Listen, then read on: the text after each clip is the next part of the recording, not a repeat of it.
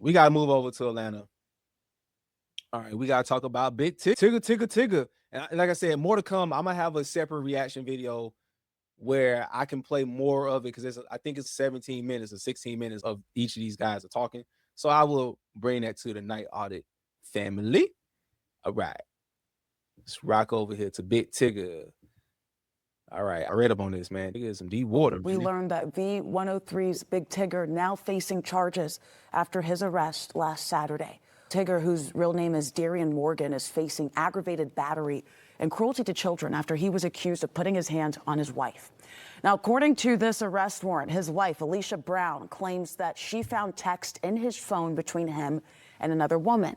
This led to a fight. At some point, Morgan began recording her with his phone. Brown says that she snatched the phone, which led to him tackling her, causing her to bruise her lip. At some point, according to these warrants, Brown began unplugging his computer. It was then when she says he restrained her, and after multiple times of telling him to leave her alone, she says that is when he began pushing her out of the room. Now, according to this warrant, she lost her footing and hit her face on the door and then cut it. And she posted a video with some of those injuries to her face. Now, prior to this arrest, this is what Big Tigger had to say on his show about a social media post his wife made in connection to this alleged incident. I want to say categorically, these allegations and accusations that have been circulating about me are false, untrue, not happening, didn't happen.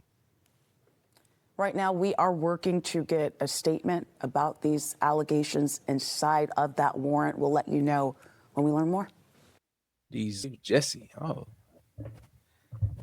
look good. She got that singing. Oh, got that singing. Got that the hair.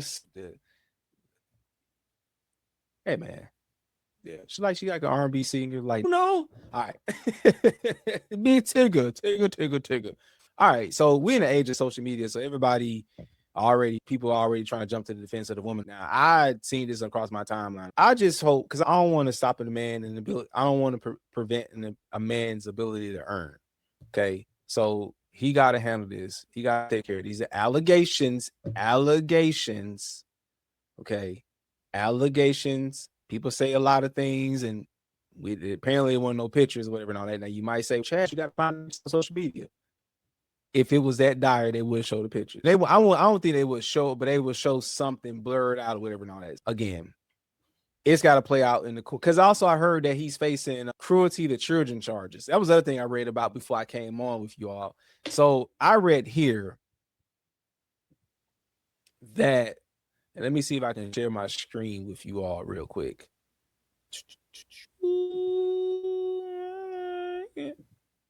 All right. So it says, okay, it talks about his arrest on the 20th, whatnot. So here it says that he is charged with aggravated battery, third-degree cruelty to children.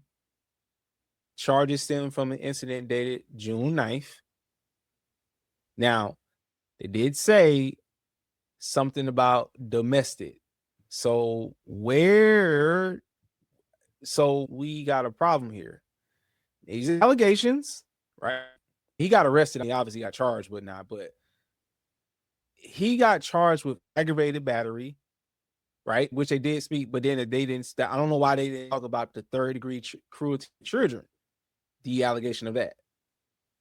Okay, it's never good to get your caught up in stuff like this. I'm not taking a side on it as well because I'm on the side of the truth, innocent until proven guilty. Okay, so I want to make that very clear. I'll share my screen with you all. I'll make this very clear because I got two questions. Just because he ain't the first radio personality has faced type of, you want this kind of news to be on you anyway. You don't want this kind of to be on you anyway because this can't, like I said, sometimes it can be a distracting thing to affect your ability to earn. People trying to dox you and trying to stop you from making your moves. So the question is, how does a media legend, decades long of a spotless legacy, which for the most part you haven't heard, you don't really hear anything big outside of him. If you are a Hawks fan and you are from here, So he's pretty well known. Like, he's from my generation, rap scene in the basement.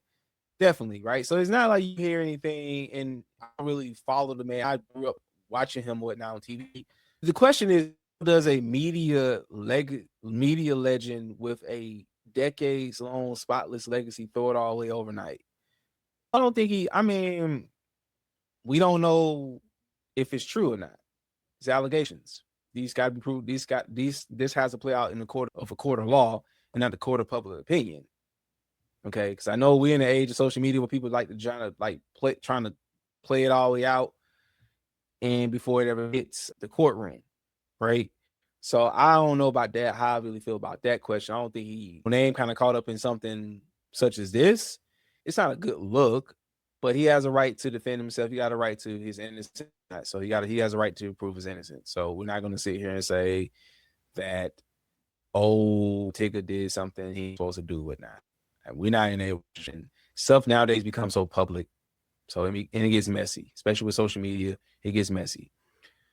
So, second question is, when high-profile figures face shocking domestic charges, why is the public so quick to defend before the facts are even out? Listen, if you're like me, I hope my people's in the night audit. Again, we audit life before life audits you, or before the world audits you. And I keep flip-flopping on that. So you gotta take an audit. Tigger has to face Mr. Morgan here. He got to do a full audit. Him and his wife got to do a full audit, and kids, whatever, and all. They got to do a full assessment of what's going on, and what's not going on, and what can they do to make it right. Now, again, I say that in the way of he got arrested, he got charged. Okay. Now, charges could be felonious. No, they can't be felonious. Felonious, it's felt. We don't know. He comes out, he did say, hey, I didn't do anything, which again, he has a right to proclaim his innocence. Got a right to proclaim his innocence. Now, man, you probably ask these women, it's kind of crazy that you got these two women on here, two beautiful women on here. I know they got to report the news, whatnot. They may have their opinions on what they think went on. They probably got some connections. Oh, yeah, my girl told me he did it. So who knows? All right. Because it get all salacious and scandalous, and then people start trying to pull the skeleton out the closet and whatnot, trying to knock everybody down. My thing is, like I said, I would say that he's innocent until proven guilty. Proclaim his innocence. And again, it sucks and I think that's every man's worst nightmare or whatnot. And that's, like I said, there are some things you can come back from. If they say, if the charges are true, then you got to accept whatever consequences that come with that. You got to accept what consequences come with that. But that doesn't mean that his life is over if it's proved to be true. Now, as it stands, these are just allegations. This is charges, but he hasn't been convicted of anything. So I don't condone nobody putting their hands on nobody. Okay. At all. No way. Not even threaten to put a gun out. No, none of that. Okay. I don't condone that. On either side. Okay. Because that has the propensity. Ooh, look at that big old word. Look at that SAT word. To get violent, to go left. And I'm not in support of people making false charges, because again, people can make false charges and claims of things and it proved to be not true as well. And they don't ever come back and apologize and say, oh, I'm sorry or whatnot. Yeah. Relational things like somebody cheated and all that. It's not the end of the world, whatever, and all that. I'm not the morality police. I would say I don't want you to do it, but you kind of understand that it may happen, and that may be varying different reasons why that happened. But you can come back from that, right? But because you can't there's no charges for it. There's no penal code for cheating. There's no statute. There's no state ordinance, state code, or state law that says if you cheat, you're gonna no. But I'm not, like I said, baby burning both, not trying to sound debauchery with here, whatnot. But I'm just trying to present it in a way that is clear that lots of other things go on in people's stuff. You don't want it to ever come out and stuff like that. But unfortunately, he got charged, but he hasn't been convicted of anything, and he has a right to it. So I don't know. I don't know what. I'm not going to sit here and I am not the dick police. I don't dick police another man. That's gay. Okay. I don't. Now, because again, I would just say, hey man, listen, self-control, sexual self-control. Not acute, not saying that's what Tigger is doing or whatever. I'm just saying for men, us men, periods, hey, exercise self-control if you can, dick discipline, self-control. But I know this is, again, I'm just saying for all of what may can go on or whatever and all that. But my whole point is whatnot. He's innocent until proven guilty. Okay. Yeah. So that's my thoughts on it. Moving on to something more pressing. I think this is a distraction. I think this is distracting us to the real stuff, the real issues, the things that piss off Americans. Let me get a hand clap for that. Hold on. Because guess what? Y'all? Guess what? Let me change it.